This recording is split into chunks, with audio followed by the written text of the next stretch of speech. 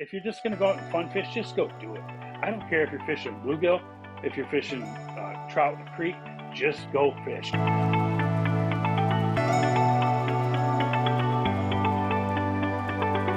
What's up, everybody, and welcome back to the Hook One Pod. Hey, we're here at Hook One Bait and Tackle. In the studio, Louie's missing again. It's hunting season. He's on the road, but no worries. We've got a great guest for you again this week. We've got our friend Roy Miller from Fat Boy Jigs. Roy, what's going on, brother? How are you? Not much, Pete. How are you? I'm not too bad, man. We got the north wind blowing. Looks like we probably couldn't get out on the water today, huh?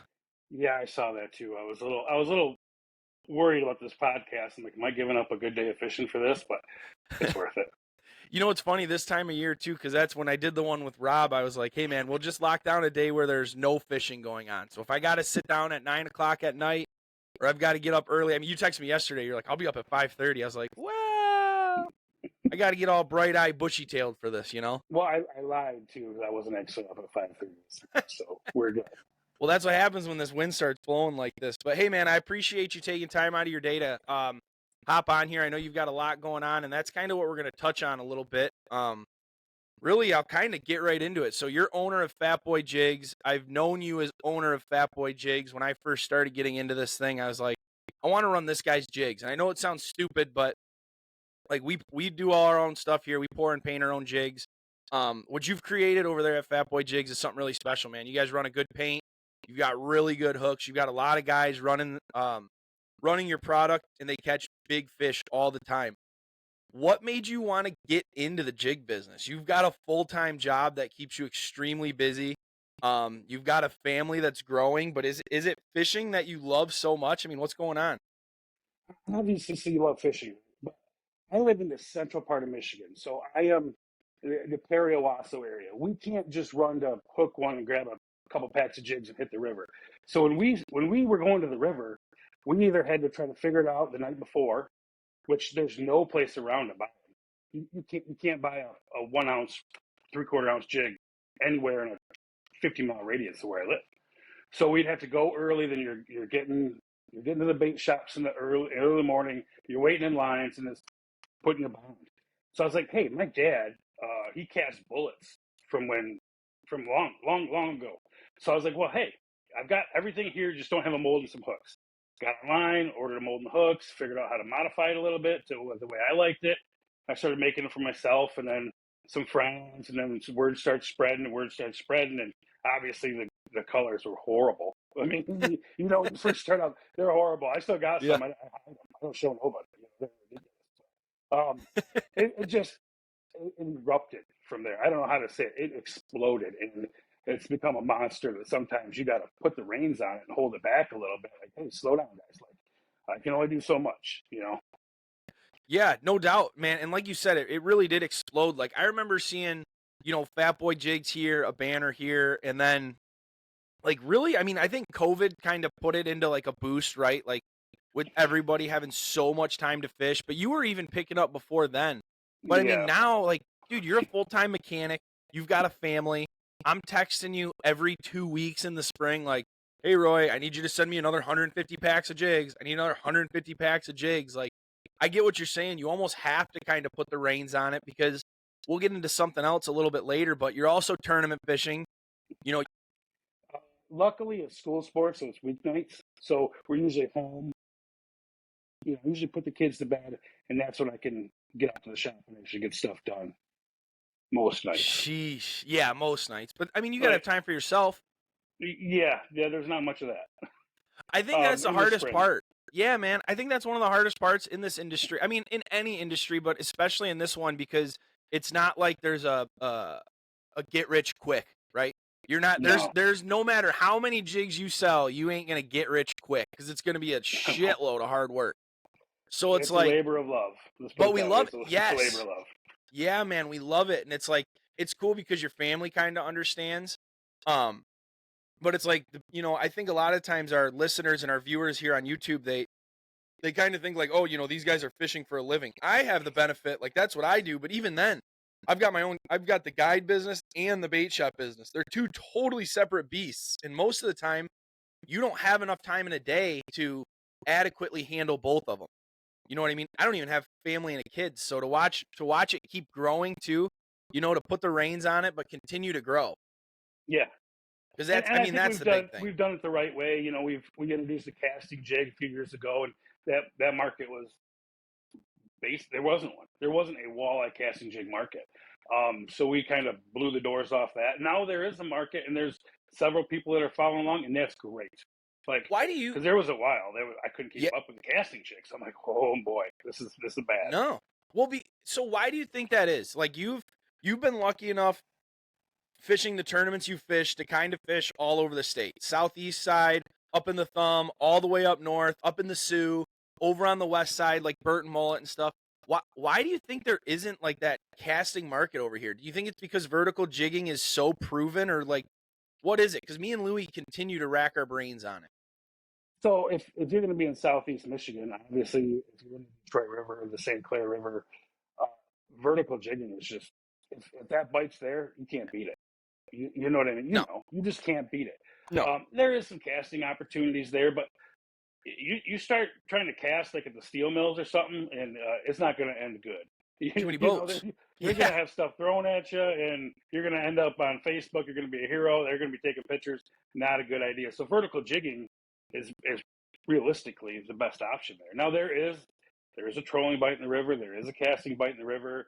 It's all there, right. but it has to be the right spots for that. Vertical jigging is just you can get out there and do it in the masses, Yeah. and get And it I guess done. it is So. different. I guess it is different too, because like I'm only 30 minutes from Lower Lake Huron, so I can get into that deeper stuff. But even like over by us into Lake Erie, unless you're heading up that North Shore and you're up there, you're not gonna find that deeper water. I mean, you'll find the 50s and so like over by the islands, but once you get over there, guys are trolling, right? It's snap weights and crankbaits Yes. for Yep. the most Pretty part. I mean, much. you got guys casting Erie Dearies and whatnot, but it was always interesting to me. And that destroyer jig is a different looking mold. I mean, you modify your molds, you make them work for what you're looking for. You know what I mean? Compared to Hmm. where the eyelet is, and all that stuff. Yeah. With that jig, we took a stock jig that we'd been running for a while. It was a stock mold, and with the help of Eric Carlson and some FaceTime videos and stuff, and we're filing and doing, and I shipped them to him. He put the final touches on them the way he liked it, and we sent the mold out and had it cut. And we actually are working on 2.0 right now. So There we go. Eric's another it's guy. He's on my list. Eric, if you're watching this, you're on my list, dude. You're gonna end up right here where Roy's sitting. He's another guy. He gets to fish that upper Lake Huron, and that's a totally different fishery that he's hitting. I was fascinated talking with him at the show. that is probably my favorite place to fish, and it is Yeah. tough. It is beautiful. It's Drummond Island is a beast of its own, and it is very beautiful. And then you get to Alpena, and that it's not like Detroit. It's not like No. Erie. You don't No, look around. it's You its don't see own much thing. industry, and it's just great up there. I love it. Yeah, I really, really want to get up there. We talked about it last year, but I was just so busy this year being away for 2 weeks in the summer and then trying to get back and handle everything. But next year it's something I'm definitely going to line up. I'll line it up with Eric at the show. Speaking of the show, are we ready to go? We are getting show ready We right got now. time. We got time. Well, we're Well, running out of not time. really, dude. It's the end of We're running out of October. time. I know. Can you believe that? It's the end of No. October. I mean, I was looking at it the other day and I was like, we have all of November, we have all of December, and it just so happens that I'm going to be driving down to Florida at the end of December. We're driving all the way down to the Keys. And so I'm coming back on Monday, and we got to be down in Novi setting up the show for Tuesday because we got a mega booth this year. So, I'm excited. dude, show season is so much fun. I'm really looking forward to that. So, hey, let's get back a little bit on track here. So, we talked a little bit about the tournament fishing. So, on top of the family and the kids, on top of fixing people's cars left and right, on top of making jigs, you tournament fish. And I do. so you fished the entire Michigan Walleye Tour circuit for a few years now. You guys have been rolling. Yeah, we took a few years off. We pick and choose a few tournaments here and there. And this year, well, I guess it'd be last year. Ed Beckley stepped down as tournament director and said, "Hey, let's fish this." And I'm like, "Well, okay, here we go. We're in it. Sign up for 4. Our goal was to make the championship. We made the championship. We Yes. we finished well, I believe, for what we had to deal with up there. I wish it would have been 2 days. Let's put it that way. We got a Yeah. little blow day, and we got one day was obviously canceled, so it was a 1 day shootout. We finished 11th out of the top anglers, so that's A one pretty day impressive. shootout's really tough. If the tournament's set up to be a 1 day shootout, it's one thing. But if you're preparing all week and really like the preparing for a tournament starts long before you hop in the truck and start heading to that destination to pre-fish, right? You start putting a plan together where you want to fish, how you want to fish it. And so when it just kind of pops on you like that, boom, blow day, it's like, we've been planning this for 2 weeks and now we have to do this. And just hope those fish are there. Yeah, part of my problem is family, vacation time. I only get so much of it. It's hard to explain to the wife, hey, I'm going to take a week off and not get paid, and I'm going to hopefully win a little money. Sometimes that don't fly because bills got to be paid, right? So right. we set aside for the championship. We set aside 2 days to pre-fish. We have a great team of anglers. We work together.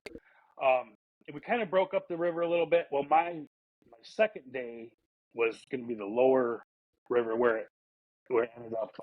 A lot of the top guys came from the lower river, so it ended up being really good. But I didn't know that because it was blowing so hard we couldn't get down there. I had some teammates that were down there. They said, we think there's fish here. We've caught a couple, but not a bunch of them. And me, I don't go into a spot that I haven't pre-fished and just throw caution to the wind. I've learned my lesson with that. Like, hey, they're biting over here. You better get over here fast. You get over there. Well, you should have been here 10 minutes ago. Well, I just left fish, and I knew we went in pre-fish day one, and we spent from 7 a.m. to 5 p.m. I never seen a walleye. Starting to question my fishing abilities, my sonar. I've got the live down. I'm looking everywhere. I can't find nothing. I burned a full tank of gas, and finally, 2.1 miles from the launch, we caught one. And I'm like, what is that thing? That's a walleye. Actually, Jason caught it. And so instantly, we were vertical jigging. Shoved the live down. I started looking around. I'm like, they are everywhere. Dude. We caught a second one. We're done. We're out. And that's where we ended up fishing. 2 miles from the launch. Yeah, a lot of guys were going 40 miles. Turned the boat left and went upriver and fishing just like Detroit. That was our strength, right? Yeah. Me and Jason are jiggers. Ed Beckley, he's becoming a good jigger. We're getting him there. I remember that first. Yeah. I remember that first tournament at Detroit, dude. We're talking in the captain's meeting, and you're like, "We're gonna give it hell, and hopefully Ed will get one on the jig stick." But he's come a long way. He surprisingly, he was hammering them like. Well, that opportunity's just not up there for him. No, you know what I mean. It's just not. That's not a thing. And for us, he's a good troller, and he knows how to run baits and do that and run boards, and that was a huge thing. He knew the bay really well, and the outer bay Tawas, which I don't have a lot of experience with. We fished up there, so it worked out. It worked out really well. It was a good combination of the three of us. Yeah. Obviously, Jason is someone I fish with very often, and I fished a lot of tournaments with Jason. We know each other really well. Like most of the time, we know what we're thinking before we think it. Yep. And he's very good at questioning me, but not in a bad way. Like, no. Are you sure you want to do that? Or what could be the outcome? What could he does that kind of thing, and it works out quite well most of the time. Having that relationship with your tournament partners is really, really important. Like Louie and I have that all the time, where it might seem like we're questioning each other, or kind of like, I wouldn't say snipping at each other, but like, are you sure? Or like, dude, I don't think that's a good idea. But it's never like, there's no ill intention, right? It's just like, hey, man, are you sure? Because here's the deal. If Louie's going to respond to me like, dude, I'm sure this is what we're going to do, just hearing the confidence in his voice is like, oh, yeah, we're doing that. You know what I mean? And we're going to make it work. So it's really cool hearing or being able to have those guys on the water. And Ed's the same way. Ed has his ideas. Ed knows what's going to work. He's got a lot of time he spent on the water. But at the same time, he knows that if you're comfortable, right, you're not going to overstep any boundaries. So that's important. What we did in the boat was we'd get together and say, okay, here's the decision. Here's our choices. What do we want to do? Here's what could happen, couldn't happen, positives, negatives, and then we make a decision from there as a team. That way, you're not, one guy's not calling the shots and two guys are just riding around running lines. You know what I mean? Yep. It's a team. We are a team, Yeah. and we do it. We live and die as a team. So 100%, man. I've only fished a few tournaments, a lot of local tournaments around here. I've never really jumped into like a major tournament or a serious tournament trail. May Madness was kind of my first taste in that a couple years ago before COVID. And that was only a 1-day shootout. This year we decided, me, Joe, and Louie hopped in and did the Michigan Walleye Tour. And like, dude, Sunday afternoon, you're heading home kicking yourself. Like, oh, we should have done this. We should have done that. It's very no fun. idea. So I'm going to stick kind of to this tournament theme a little bit so we can talk more about it. Cause I think it's kind of, man, tournament fishing, especially in the walleye world, we got a real bad rap a couple years ago with that lead weights bullshit that those guys try and pulled. And unfortunately, that's kind of the way it went. And now you're starting to see, the National Walleye Tour had some discrepancies in the Sioux tournament and stuff like that. Our own Michigan Walleye Tour, we had some issues in a couple of those events. What do you think? I mean, what's the answer? Do you think the anglers have to be more outspoken with their directors? Because, I mean, the directors can't do it all. Sure. Basically, the long end of it is anytime you get money involved in the situation, I don't care if it's a fishing tournament, if it's fantasy football, if it's frog jumping, there's going to be some people that are going to push the issue. Where's the line? We got to be right up to the line to get the best advantage we can. And I don't know what the answer is really. I mean, with some of them, you could say, well, if we had boundaries on it here, that would eliminate, like Detroit River. We have a minnow issue going into Canada. Well, if it was Michigan waters only, we wouldn't have that issue. But there's great fishing on the Canadian side. I love it over there. I want to go over there too. So, where do you draw a line? You say no minnows whatsoever. So it just comes down to they need to reel it in and be, I think the directors need to be a little more direct, if that makes sense. It needs to be This is the here. rule. This is the rule. This is where we see it. This is where we are going to put it. Yes. End of statement. Everyone's on the same playing field. Let's go. I don't care. If it's no minnows, no minnows. Let's go. Everyone's no minnows. Let's go. And it's fair across the board. That's the biggest thing is like if the rule is made, and a lot of guys have a hard time understanding this, but if the rule is made, then it doesn't matter. Nobody else can do it. So if the rule's no minnows, then nobody's using minnows. And for me, that's easy to kind of point that one specific incident out because I was there and we saw it at the captain's meeting where it was like, we're going to use minnows. And half of the gazebo or half the people under the roof were like, what the hell? And the other half was like, all right. And we knew going in, you know what I mean? But it's not just there, right? Like the National Walleye Tour. Max is a great fisherman. You don't want to take anything away from Max. The dude can pile on poundage in the boat. But it's one of those things like, do you maybe have to, and again, from the director's standpoint, it's like, do we really have to pull up a map and say these spots are good and these spots aren't good? Like, it's tough, man. It's tough. And a lot of times when you go to these meetings, they say, follow the rules. Well, I don't know about you, but if you've ever looked at the Canadian rules, for Detroit and St. Clair, you know how confusing it gets? Try to look up there in the Sioux. Well, it is. With the bait zones? The bait zones, and there's different bait zones inside bait zones. And then there's the imaginary line where you get the slot limit involved. And it's not on your graph.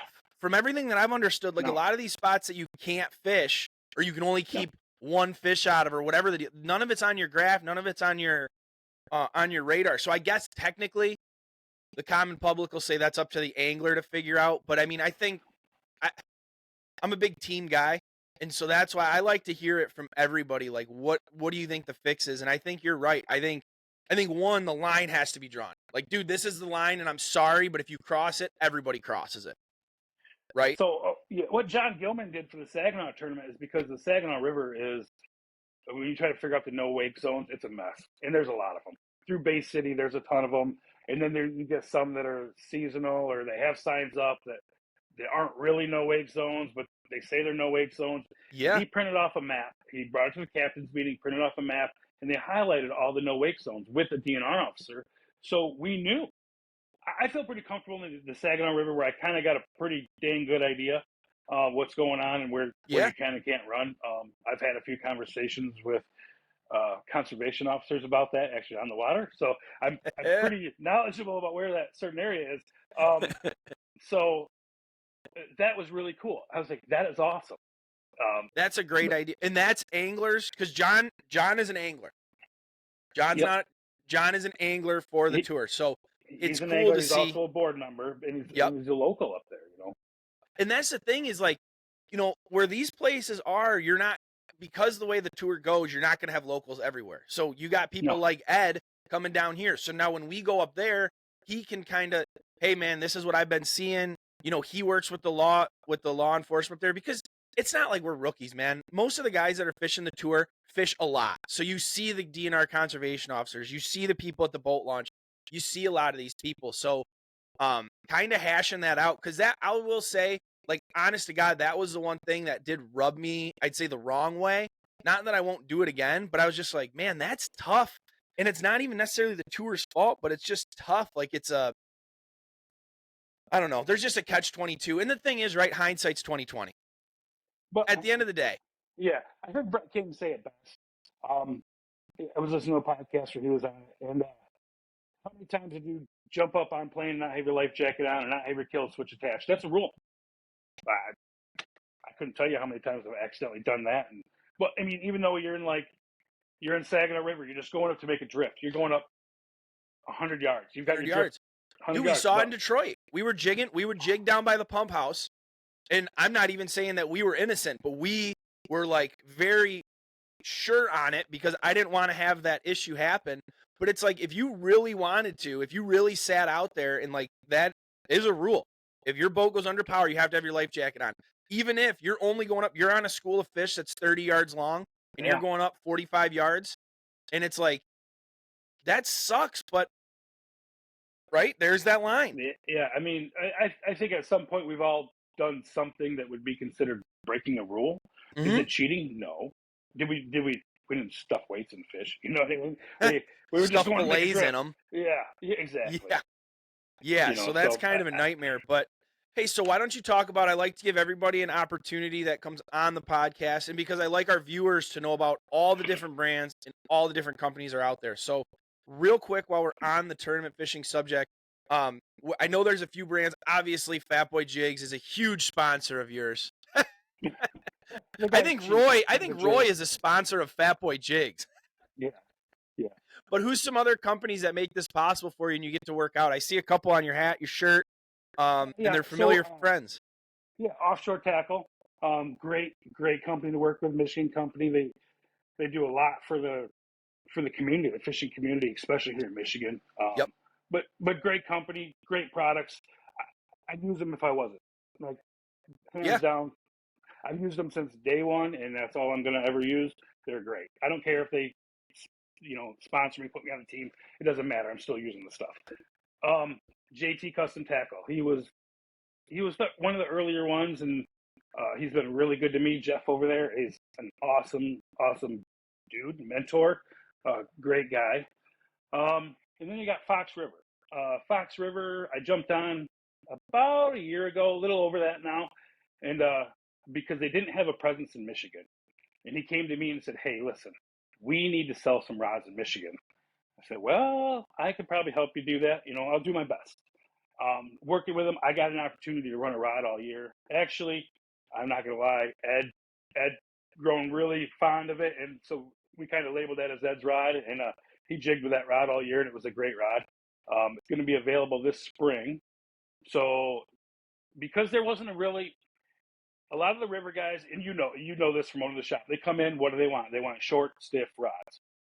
I don't necessarily fish with it is a short rod, but it's not stiff. I fish with a 6.3 medium extra fast. Great vertical jigging rod, but it's hard to get somebody when they start talking about rods. And well, I'm used to the 5.5 foot. We'll call it the pool stick. There's every company makes them the pool stick. So talking with Jordan over there at Fox River, what are we going to do? And I ran 2 rods all year, 2 demo rods basically, and we kind of narrowed it down to what we liked, what we didn't like. And so what we got coming out this spring is, you got it with you? I do. This is Ed's rod right here. Yeah. It's actually got his plastic on there still. Jig The head log from the Sioux. perch. The log perch from the Sioux. Dude, that thing's on fire right now. Like right now. Ed used it all year long. Yeah. That was his number one bait all year long. But this is a 5'9", medium heavy, extra fast. So it's a little bit longer than some of your traditional pool stick rods, you say, but it's a nice rod. It's got great feel to it. It's built with quality components. It's going to be right in that price range that we're all used to with a good jigging rod. Yes. There's different classes, and this is going to be right there in that 129 range. Yes. In the shop. Dude, I love that you brought that. I was gonna ask if we could see it because I got to see it last. This isn't something that Jordan just came out with. This has been coming. It's been coming. It's been in the works. I've had it about a year now. I guess I've had it in my hands about a year now. And actually, the first time we took it out, me and Jason took some local kids from his church out to Troll the Bay, and it was blowing like crazy. But we're diehard. We're gonna go. Well, It got to be that we couldn't go anymore. So we had a couple fish. I'm like, what are we going to do? I said, well, let's run up the Saginaw River, and we'll just jig. We'll see if we can't get the boys on some catfish, because those are a blast to catch. Giants. And me and Jason are doing nothing. We got 2 jig rods in the boat. We're letting these kids do it. We barely had, I don't think we had any stinger hooks.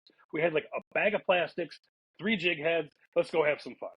And all of a sudden, he look over. He's like, I got a fish. I'm like, sweet. Oh, there's 2 brothers. The brother's going to net it. And me and Jason are just not really paying attention. You know, we were catching a lot of smaller walleye at the time. And they net this thing, and it comes over the rail, and my jaw hits the ground. There's a 30-inch 10-pounder on the Saginaw River. And I'm like, oh, my God. He actually got it mounted. So the first walleye this rod caught was a 10-pound walleye. So that was pretty cool. I'm taking pictures. I'm sending it to Jordan. I'm like, check this out. It works. It's a sweet little rod. I like a little more give, a little more play, but it's going to be a great rod. I need to keep getting more guys like you on this podcast, because like the vertical jigging market, I got to be careful what I say. I don't want to like necessarily bash anyone in particular, but like we did a disservice to the vertical jigging market by just saying we need these 5'6" to 5'9" medium heavy to heavy extra fast rods, and that's just not true. Like there's rods that will hold a 1 ounce jig that bend. And I will say, when I saw that Fox River rod, and you can see it, I guarantee you saw it when you caught that 30-incher, but it's all about the bend. Like we did a shop talk, and the link will be down in the bio, guys, if you want to see it. And I talked specifically about rods and jigging rods and what you're looking for when you hold that rod flat and you watch the parabolic bend, right? You watch it go from the tip up to the back, and the shorter the rod that you get, the less bend that you're going to have. So when you have those big fish that are shaking their heads, a 10-pound, 30-inch fish shaking his head, if you've got a shorter rod or a meat stick rod that, you know, maybe only the rod tip's bending like that, there's none of that give that's going to play with that fish. So you're going to lose that fish. And so I think Jordan did a really good job hitting that right on the head. Now, we've been carrying Fox River in our bait shop all year. I was fortunate enough. We talked a little bit at the show in January about it last year, and you were like, hey, man, I'm not telling you to put these in the store. I'm just saying check them out. I was fortunate enough to meet Jordan in February at the Balmer show. Dude, the guy's a class act. He gives a shit about his product. He realizes the problems that he's facing with, you know, whatever's going on. And what he does that I love is he listens to his anglers. Any good company in this industry listens to their anglers. Right? The Balmer show was pretty awesome, because I didn't know there was a market for a short stiff rod in Ohio. But these charter captains, that's what they want. They want that shorter rod because they're running boats with tops. They don't want their customers hitting they're doing blade baits and stuff, you know. I was blown away. I'm like, there's a market for that down here? It's less rod for the customer to step on. It's all, I mean, I talked about it with Pat, and I'm not trying to cross whatever. No. But it's the same. Dude. Yeah, it's the same thing. Like, Pat listens to his anglers. Like, we've got these national brands on a company level. I just had, and I won't say which one, but we just had a rep in from one of those national level companies, and we were talking about a jig rod. And he's like, oh, we're going to come out with one, and it's going to be in that $80 price point. And I was like, well, how are they going to make it? We were talking about it. And I was like, please, I was like, just do me a favor and don't just make a 5'9" or a 6' medium fast. Like, so many companies will put medium heavy or extra fast on that rod as like a buzzword, and a customer sees it and they just have to buy it. And then you have these customers that are just cycling through rods and they don't even know what they're getting because they're just told, or they see on Facebook, or they read it, 6 foot medium fast, 5'6" medium heavy fat, right? Yep. You got to try it out. In these rods, no, Jordan's rod, that rod right there, that 5'9", you should not take that rod out and cast with it. It's not designed to do that. It's designed to fish vertical. It is a vertical jig fishing machine.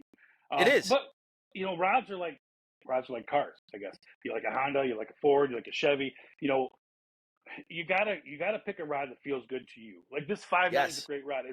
I will have a couple in my boat. Ed loved it. He flocked to it. He says, I like this rod.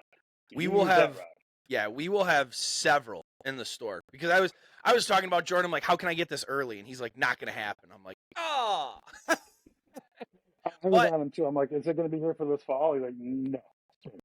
But it's a super, for 100, they sit at rate what? $119.99, $129.99. Yeah. It's $120. Essentially, it's $120. And for $120, that is an extremely quality rod. Now, the one thing I like about Fox Rivers, they are very durable. That's if there's going to be a rod on my boat, it's got to be durable, because you don't know what's going to happen. You feel the same in the tournament. I put some of the 6.3 of the FRH series, the original Heritage series, what they call it. I put one of those through hell and back. I literally wrapped it around the head of my trolling motor, through the tangle. It was a huge mess, but it literally went around it like spaghetti. And I'm like, oh no, I'm still fishing it right now. It's still going. I talked to a lot of guys that are really, really happy with the durability, you know, and that's the thing, is it's got to be, if you're going to spend $120, which sounds like a lot, but when you start thinking about it, that's a tank of gas in your boat. It's not. Your low-level rods, real quick, your low-level rods are $70 to $80. Like, that's just what I'm seeing coming through. Anything less than that, you're not going to have, like, the right. Our cheapest rod in the store right now is a Fenwick Eagle for $80, and it's like for now, it's the most solid rod that I feel like putting someone in that beginner level entry. So I started with a Fenwick Eagle. That's what we started jigging with. That's what we had. There wasn't the big companies out there that were making Detroit River specific rods. The Detroit River is a huge market, but it's not. It's very, very small. You got to remember. But is it? Like, you can catch a bass in any creek from coast to coast, where walleye is very small. It is a bigger market. You know, for guys like me and you, it's a huge market. But for a rod company that's got to make 1,000 rods, you know, that's not that big of a market. So that rep that was in here from said company, we were talking, and he's like, we're going back and forth on, you know, how many units he thinks he could sell and what we sell here. And we really don't sell a ton of rods here, to be honest. It's just rods are kind of it's just a lot of money to invest in that is just going to sit for a little bit, and then they just take off and they sell one after another, and then they sit for a little bit.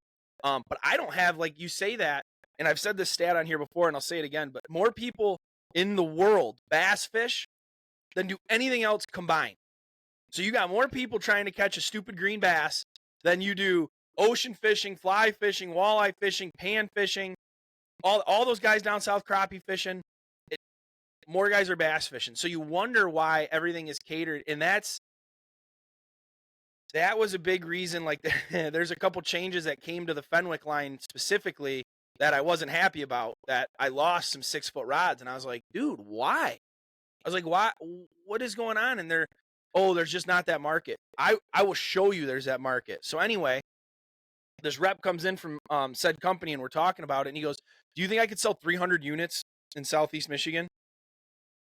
I'm like, do you think you could sell 300 rods? Like, do you think you could sell 300 jigging rods? Is that what you're asking me? And he's like, yeah.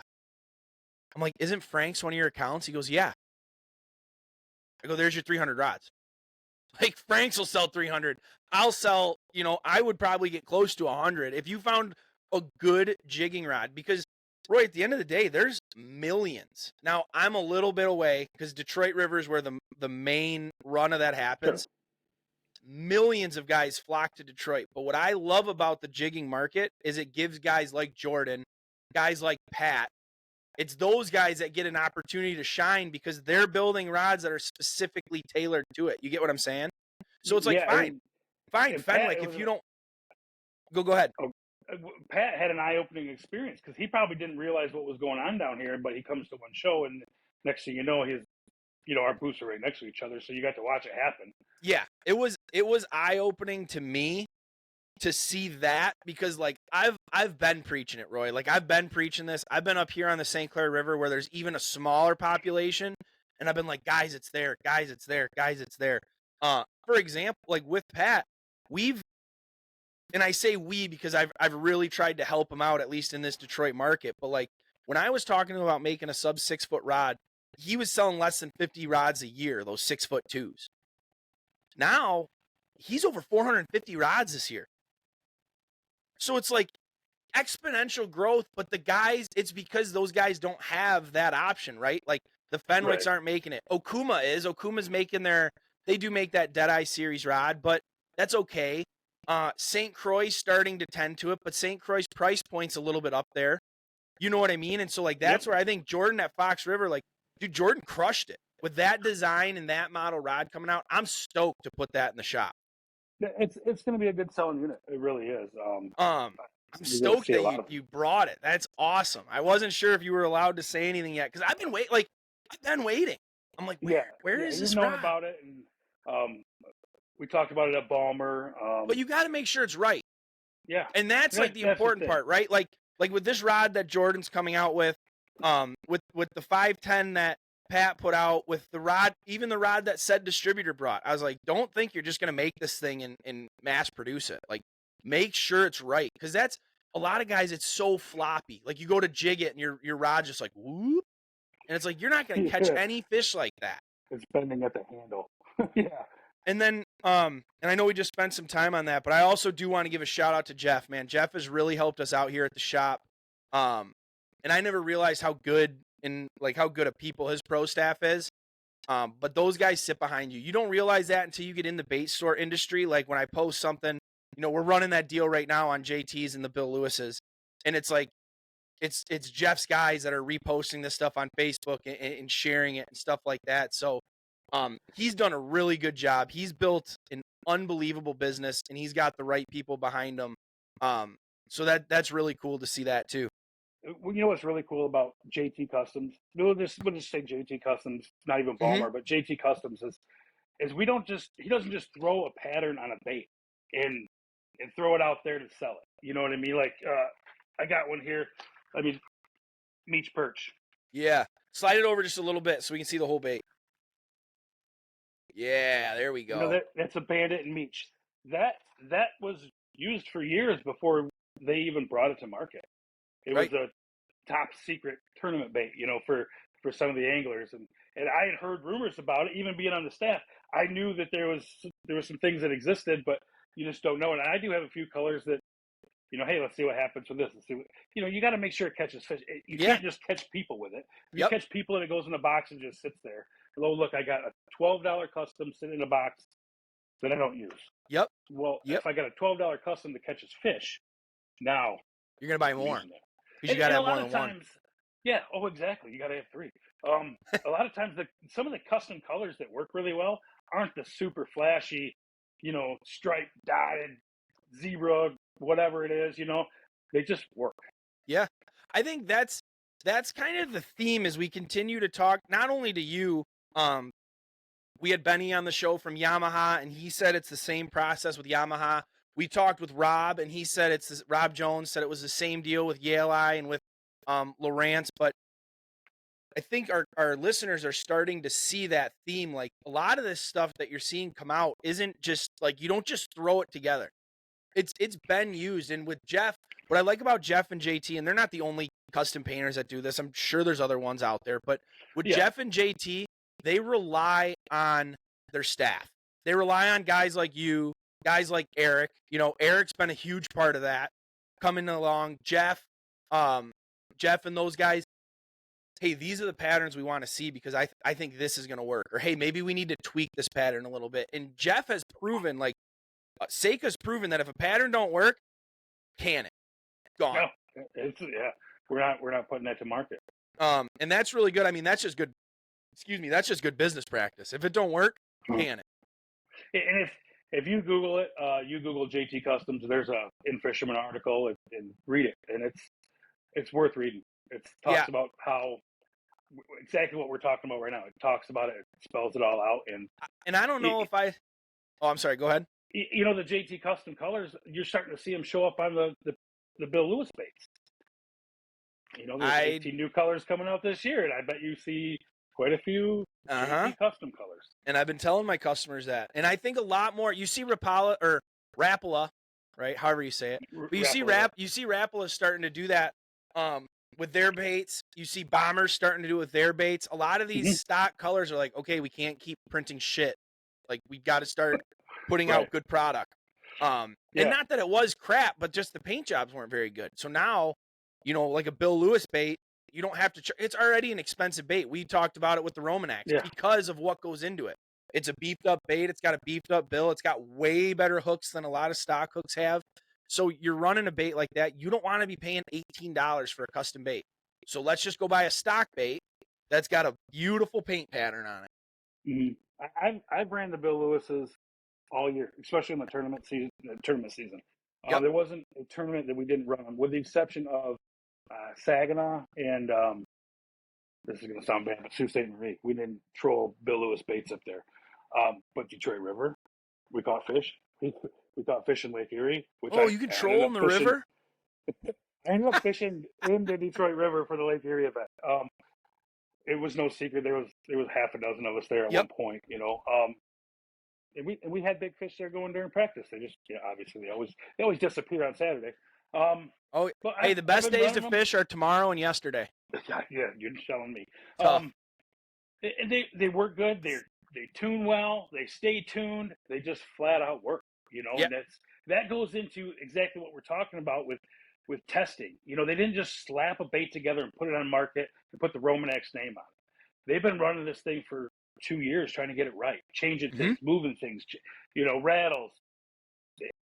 That just goes to show you, you put the research in, you make a good product. You can't just come out with the different hook sizes are going to make it swim differently. It's like, who would have thought about that? That's the coolest thing to be able to bring to a lot of our listeners and stuff, because I never realized that when I was like, I'm going to say young in the industry. I still am young in the industry. That's the beauty of this thing, is you always feel young. But that's what they were telling me, is like you don't realize how much science and math goes into creating a little plastic fish. And I don't know if I'll ever get Jeff on the podcast, because he is the ghost. He's known around as the ghost. Like, he'll walk around the show and nobody even knows he's there. I'm sure he's always tuning in, so I'm sure this will cross his path at some point. So Jeff, maybe. But just to hear how he even started, right, from selling blades and beads to custom crankbaits to now being at Baumler. I mean, we don't need to get into that story, but it's just really cool to see that stuff kind of happen. But let's talk a little bit more about tournaments, Roy, because I want to know a little bit more about your path. What are we thinking, man? Is the MWT kind of the extent of where you want to be? I know you did a national team qualifier event. So where do you think you want to go as your kids get older, as your jig business kind of keeps rolling? What's the plan? Well, we got to find a good balance. This year, I wasn't able to maintain a good balance between family life, jigs, fishing. So I got to kind of reel that in a little bit. I've got my oldest daughter just started driving this week, so that takes a lot of stress off me, running her back and forth. And Daisy, you are about to be the taxi service. Sorry. Well, Daisy's my younger daughter, so I have. That's right. But she absolutely despises fishing. She hates it. She loves riding boats, but as long as there's no tackle involved, she'll ride in the boat. Daisy, on the other hand, like, if we're in the boat, there better be some fishing rods. Yeah, I apologize for getting that wrong, because I know she's going to listen to this. She can hate me. That's my bad. Yeah, she studies this more than I do, I think. So we got to reel that in a little bit, and I don't know what I'm going to do. I know for sure I'm not going to fish the Michigan Walleye Tour full time. There's some definite club events that I want to do. I need to get better at some different things, and that would be inland lakes. That's a huge thing I need to get a lot better at. Casting, I'm close, but I'm not there, and that Yep. falls into the inland lake thing. So I'm going to spend a lot of time on some inland lakes next year, getting that toned in. And obviously, where I go, I don't know. As far as my I love abilities would that. take me, Yeah. but one thing that I hung my hat on, and this is kind of cool, is when we were at the boat launch for the championship. I looked around and said, "Hey guys, we got the oldest boat in the fleet." It's not about the boat. It's not. It No. is. It is a Ranger, but it's the oldest boat in the fleet. I'm looking around at these brand new boats, brand new Skeeters, brand new Rangers, Yarcrafts, Lunds, everything, and I'm like, we have this old two-stroke Ranger. Let's see what we can do. And we made runs that we needed to make, and it did everything we needed to do. But it's just something I hung my hat on. Is we did this. We didn't have to have a 621 that would just fly across all the waves. So we took our time getting places, and we got it done. But I think moving forward, I would like to fish a national event. That will happen. Yeah. I don't know where, but I don't want it to be. Here's the thing: is I don't want it to be a Detroit River event. I want to go. I want to fish the Mississippi River. I want to fish somewhere I've never fished before and broaden my horizons. I don't want to just, hey, look, I know how to hand line. I know how to jig. Let's go to the Detroit River and jig. Yeah, your Dude, I possibilities love of that. winning is bigger, but I want to learn. I want to do Yes. something different. Yeah, I love that. Burton Mullet. It was, we were throwing glide baits. It was a great time. Uh, fishing with good Crazy. buddies, throwing glide baits and catching fish, and it was awesome. And we did that. We did that in practice a lot. We casted a lot. We've been doing it on Erie with blade baits. A lot of guys Yep. would vertical jig them. We started casting and Yeah. jigging them back. I love blade That baits. worked out really successful this year on Lake St. Clair for a couple club derbies, actually casting those casting blade baits and stuff like that. I know Vantor was in that boat, and those guys won a club event doing that. That I think you just hit it right on the head, and I really hope our listeners kind of tuned into that. But I love that because every time the National Walleye Tour comes to Detroit, so many local guys jump on it. Like, oh, I'm going to fish this national event. I'm going to fish this national event. It is good, and you can show guys like what you've got, and you can show them, what you know and what you do. But for example, I've never fished Detroit like that. I've guided in Detroit for a few years.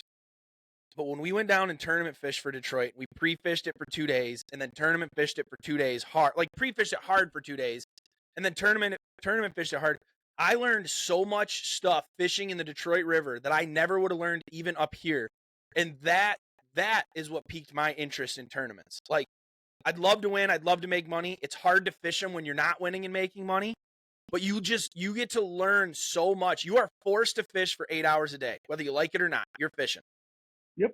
And so I got nothing against the guys that jump in and fish the local. Like, oh, if the National no. Walleye Tour comes in, you think you got a shot, get in that thing. Yes. But that's not me. Right. I want to go. I want to learn something. I want to prove It's just myself. something different because we can go fish Detroit River every day where it's something you're not going to go fish Zone 4 of the Mississippi River ever. Like, you're not going to hook up the Ranger and tow it over there. But now all of a sudden there's a tournament there and there's an opportunity. It's just a reason. It's just an excuse to go. But that's... And you're going to learn something. Yeah. Oh, you're going to learn. You're definitely going to learn something. You're going to spend a lot of money on willow cats and you're going to learn how to fish them. But... yeah, and you're like, I didn't even know we could catch walleyes this way. But then you bring that home.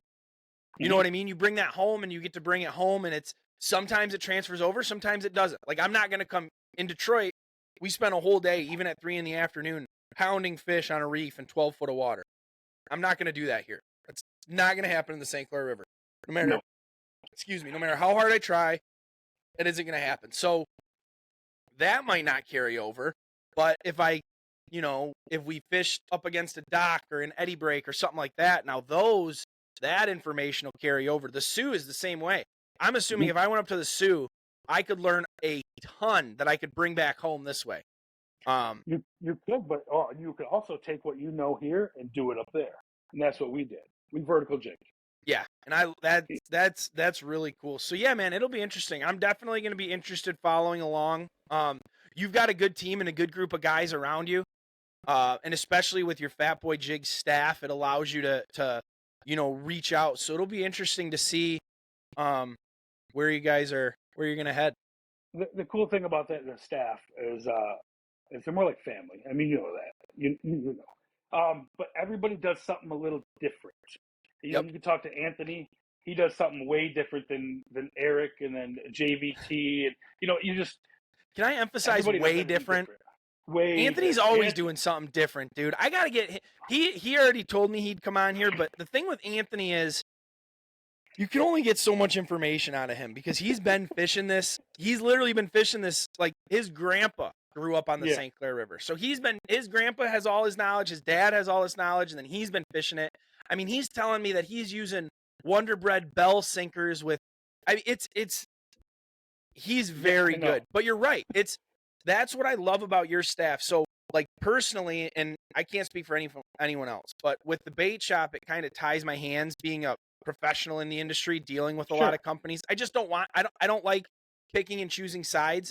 But the companies that I do choose to work with and I do choose to kind of staff for are the ones that not only do I believe in them and do I believe in their product, but it's more than just a discount. Roy, I don't give a shit about a discount. If I had to pay full price for your jigs, I'm paying full price for your jigs. Usually I do because I have to get them off my wall, and then I got to buy them back.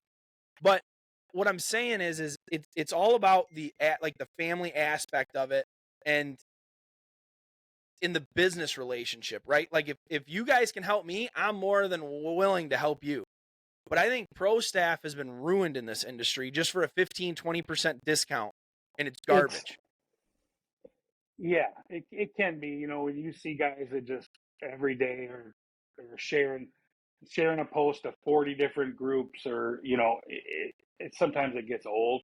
Um, so it's kind of quality over quantity. And what we do, like what we do on your, for example, on your page, we have a set group on Facebook where we can all communicate, and Mhm. it's where you can get a hold of us. Hey guys, try this out. We're gonna be coming out with this product. Try this product. What do you guys think about this product? And boom, it's the whole team giving feedback. It's the same with Rob, right? Rob explained to me about how pro staff is run over there at Yale I, and it's the Yep, same deal. Hey guys, this is what you're gonna do. This is what we need to do, and it's really cool to be in that family setting for the exact reason that you said. Hey, I'm gonna go fish over here. I'm gonna get a hold of that. I'm going up to Alpena. Hey Eric, what's going on up there? Right? yep, yeah. I think it was last year. Anthony was going to the Bay. I'm like, hey, reach out to these guys. You know, Gabe is very knowledgeable about the Bay. Reach out to Gabe. You know, start talking to these guys. They'll help you out. You know, and that's what we do. We're more like the family than the I'm just here for the discount. You Yeah, know, it has to be that way, and me and Louie preach this all the time. But you're never ever going to be able to learn it all. You're just not. no, As soon as you learn it all, it's going to change again. And oh so yeah, what's cool is to be able to have that access and that network. Like to me, networking is huge, and people can say what they want. Um, I share a lot of information because I like when people share information with me. I like to know what's going on. I like to know what's going on the north end of the river, the middle part of the river, the south end of the river. I don't want to necessarily know that to go steal your spot. I could give a shit about your spot. I like following the migration. I like following right. what these fish are feeding on. I like the process of actually fishing, and having that group kind of really helps you figure out that process. Because, like you said, you're always learning. Yeah, and you know what's amazing is if you talked to me 5 years ago and said how many bass jigs you got in your boat, it was a big goose egg. Now, a lot, a lot. Yeah, because it's like Things are changing. who would have thought? Who I would have don't fish thought? for And the bass, more, you know, the but longer things that this change. goes on with YouTube and Instagram, I mean, there's so much. We did that whole podcast, sheesh, probably like a month ago. But like, how much information is too much, right? Like, you have Right. so much information. So I think the important thing is for, oh, you still there? There we go. Yeah, I got a yeah. I got a phone call.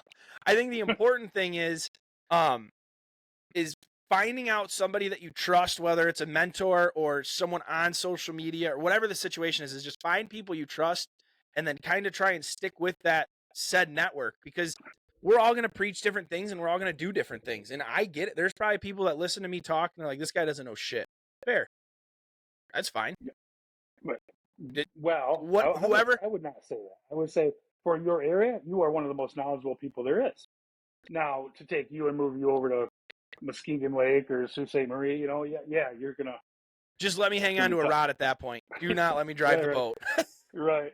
Tell I me what the fish game next to plan you. is. I know how you fish, and you are a very quality fisherman. That's for sure. And I appreciate it, but I just think that's kind of is the whole family thing. I just really wanted to touch on that because from your point of view, being not only are you on the staff side of things with offshore JT Fox River, but you get to deal with the owner side of things. And like honestly, I don't run a pro staff here at Hook One. I really don't. I just don't. I don't want to get into it. I just if you trust me and you like what we're doing, support our products. And if you do support our Right. products, I notice and I will bring it right back. And that's a big part of it right there too. Is I noticed too. The coolest thing in the world would be going up and down the Detroit River and seeing your logo on the side of a boat, and you got no idea who that is. Isn't it And I'll be nuts? fishing next to them. They don't know me. I don't know them, and I'm like, that's pretty cool. Yeah, Yeah. that's nuts. It's First like, you oh, you post on guys use Fat Facebook. Boy Jigs? Yeah, we love them. And you just sit there. You don't even say a word. Like that was, we were down at Bassmasters and I had a whole conversation with a guy that was wearing one of our hats. And I must not have been in the shop when he came in. And we were just talking and I was like, I just brought up, I was like, you guys like the guys at Hook One? And he's like, yeah. And I was like, dude, swing back in. I'll give you guys a pack of jigs, whatever. And he's like, oh, he's like, that's so kick ass. But it is, it's really cool because it's like, I don't know. It feels like it's that little bit of validation. You know what I mean? It's a little, Right. pumps up the ego a little bit, but we're just trying to help. Yeah, There's and so many businesses in this thing. yep. I'm just thankful that people will support us out of all the other companies out there, and I'm sure you probably feel that same way. There's nothing better than hitting the ramp and talking to somebody, and they were struggling, and you had a hot plastic or a hot jig or whatever, and say, hey, try these out, run them, Yep. and they'll look at you like, I usually say, I know the owner, he's a good guy here. Try these out. And Well, they'll look at you like they'll look at you like you're crazy because unfortunately, a lot of times newer guys get ripped and ruined at boat launches and online and stuff like that. So it's like when people do put out a reach, like a helping hand, people look at you like, what's going on? It's like, dude, I'm just trying to help. You know what I mean? It's just, if someone's asking the question, we all were there. We all started. We all didn't know how to run a 50-50 method or how to hook up a planer board or stinger hooks or whatever. You don't have to give up your honey holes to help an angler out. And it no. just helps the business. The more people we have spending money on fishing products, the better they're going to be.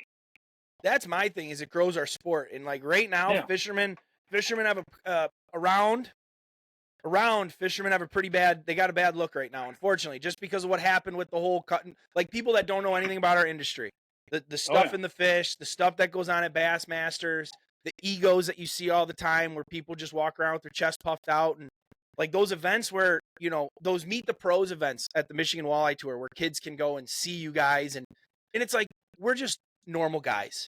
Mm-hmm. But to those kids, we have the big shiny boats and we've got the jersey, and it's like, it means the world to them. And it's like, that's important because like, when we were talking to Chase Parsons at the Balmer show, he's one of the biggest names in walleye fishing as far as I'm concerned. Tournament fishing, he's got the TV shows, stuff like that. He's one of the most normal people I've ever met and talked to. He didn't puff out his chest, and he said it was one of those things like, you have to be approachable by guys because so many people, someone will go to approach him and they just put their nose up. It's like, dude, come on. For sure. Come on, help this guy out because it's only going to help our sport. That Balmer show was a blast. Yeah, man, it was cool. Eye-opening experience from the distributor side of things versus the fisherman side of things. Yes, I'm really excited to go back. The distribution side of things is wild. That was a fun. Me and Louie actually did a podcast like as soon as we got home from that show because we were like, we got to talk about it because nobody would think about that. Like I didn't even know that was a thing. Like, hey, we're gonna set up a show so the stores can come shop, and it's like that's wild. Yep, I'll be back. We do the distributor. We do the we do the consumer shows, but to see them throw on the consumer show was like whoa. And then you get to talk to all the players in the industry. Hello. But, hey, we are running out of time. I told you it was going to be, we weren't going to notice, and we're already at the hour mark here. Roy, I want to ask you one question. I like to ask all my guests this question. I've heard it on a couple other podcasts, and I love the thought process behind it. But if you had any advice to give somebody, whether it's getting into the industry, making fishing tackle, getting into the tournament fishing, even just fun fishing, if you had any information to give or any advice to give somebody, whether they're 16 or 60, what would you let them know? If you're going to get into the industry, you got to be willing to give up the fishing with your buddies There's times where I can't go to the Detroit River in April because I'm behind and I got to get stuff done for Hook One or whoever, you know. So there'd be that side. If you're just going to go out and fun fish, just go do it. I don't care if you're fishing bluegill, if you're fishing trout in a creek, just go fish. Just spend some time fishing because all the time in the water is unbelievable. To me, Yep. it's a Yep. complete reset from life. You know, I go through fixing cars all week to I can go sit on the water. I don't care if we're catching or not. You know, sometimes it's just the thrill of the hunt. But if it's fishing bluegills with Daisy in a local lake, if it's even sucker fishing, if you want to do that, it's not something I do. But if that's your thing, go do it. Just spend time on the water. That would be my advice. You will grow and you will better yourself. Yeah, I absolutely. You'll actually grow as a person spending time out there alone fishing. Like you learn a lot. And I love that advice because in today's day and age where there's new lures, new rods, new line, new baits, new this, new that, just go do it. It doesn't matter if you have a bobber and a hook and a night crawler, or if you've got a $25 spy bait from Mega Bass. If you want to fish, just go fish. I love that, man. Hey, I really, really appreciate you taking time out of your day. I know I wrangled you on a day where you had the morning off, so you're taking time from your family, taking time from the water. Thank you very much for coming on. Anytime, I hope you enjoyed it. Great time. I did. I hope we'll probably get you on again. I know we said it last year, but I finally have this stuff figured out. We'll be bringing this thing to the show, and as long as we're not too busy, last year was just, we probably will be too busy, but I'm sure we'll talk again at the show. I hope we're too busy. Dude. But maybe we can do it after hours or come in early. Maybe come in early.